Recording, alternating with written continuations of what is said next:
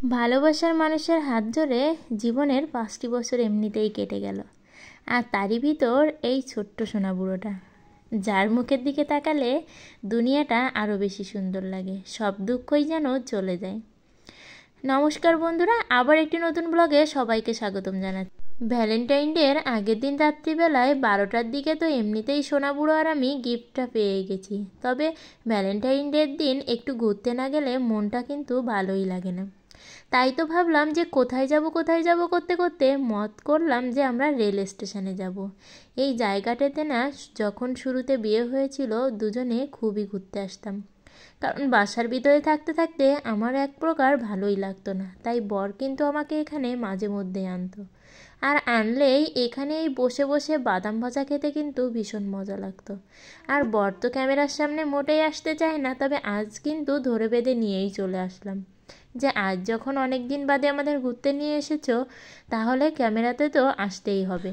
আর বরকে নিয়ে সোনাপুরোর থেকেও আমার মনে বেশি অভিযোগ যে আমাদের কোথাও ঘুরতে নিয়ে যায় না।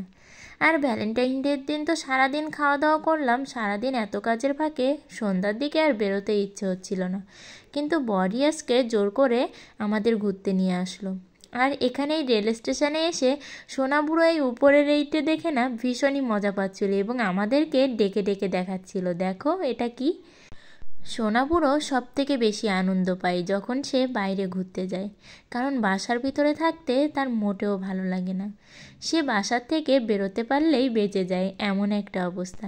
ভালোবেসে বিয়ে করলে দুজনের ভিতরে নাকি বেশিই ঝামেলা হয়, আমাদের ভিতরেও কিন্তু প্রচুর ঝামেলা চলে, আবার ঠিকও হয়ে যায়। আর লাভ ম্যারেজে দিনে 10বার ডিভোর্স তো এমনিতেই হয়ে যায়।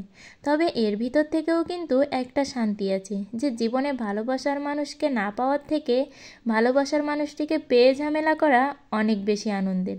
তবে জীবনে আফসোস না থাকাটাই আমার মনে হয় সব থেকে ভালো, যে জীবনে এই আফসোস তো থাকবে না যে যাকে ভালোবেসেছিলাম তার সাথে থাকতে পারিনি, অন্য কারোর সাথে থাকতে হচ্ছে, কিংবা সে অন্য কারোর সাথে থাকছে।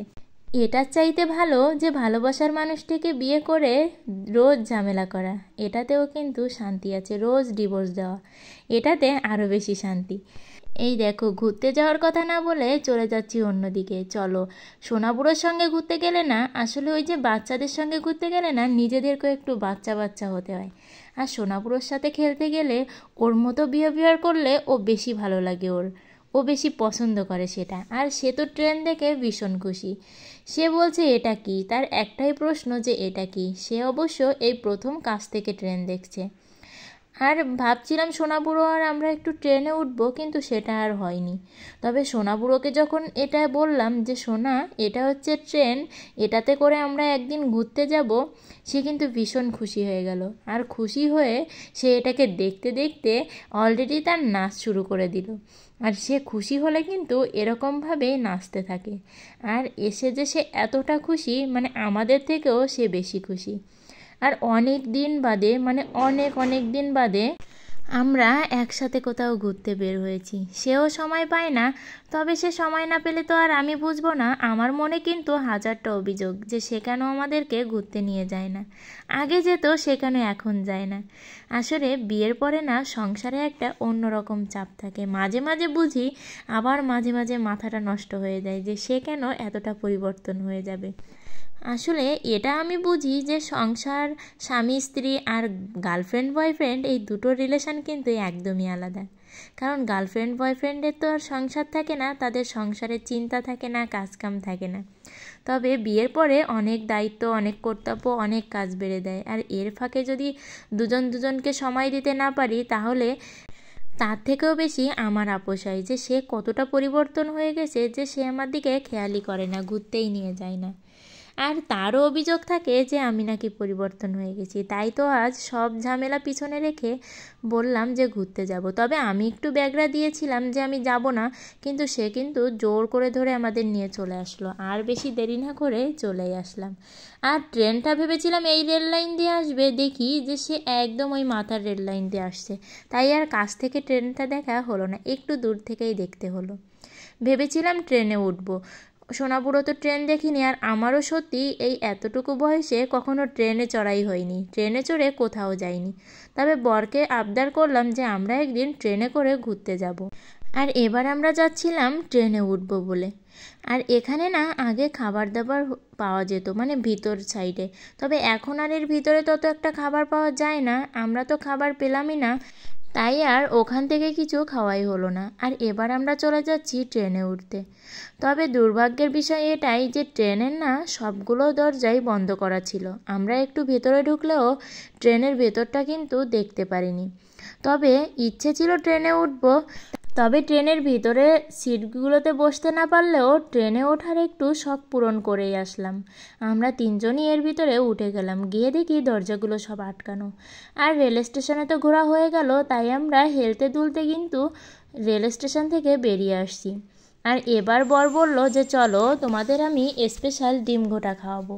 তাই তো আমরা স্টেশন থেকে বেরিয়েই রিকশায় করে চলে গেলাম। আর আজ গাড়ি না নিয়ে না অনেকটাই ভালো লাগছিল। শুরুতে বলছিলাম গাড়িটা নিয়ে চলো, এভাবে কি যাওয়া যায়, তবে পরে কিন্তু ভীষণই মজা পাচ্ছিলাম। আসলে গাড়িতে বসে ঘুরতে যাওয়ার থেকে এভাবে রাতের শহরে রিকশায় বসে যাওয়াটা আমার মনে হচ্ছে বেশিই মজার। গাড়িটা না নিয়ে যে আজকে ভীষণই মজা পেয়েছি। তিনজনে একসাথে সত্যি রাতের শহরটা দেখতে না বেশিই মজা লাগে।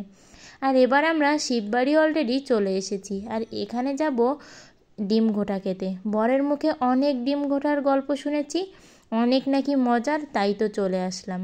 আর এখানে কিন্তু সবারই লাইন পড়ে যাচ্ছিল, মানে এত লোকজন ছিল যে অর্ডার একের পর এক দিতেই ছিল, তাই আমরাও কিন্তু 2টো ডিম অর্ডার করেছিলাম। আমার একটু বেশি ইচ্ছে ছিল যে এই ডিম ঘোটাটা খাবো, কেমন লাগে, তবে সত্যি কথা ভীষণই মজা পেয়েছিলাম। তাই তোমরাও যদি চাও এখানে কিন্তু এসে ডিম ঘোটাটা খেতেই পারো।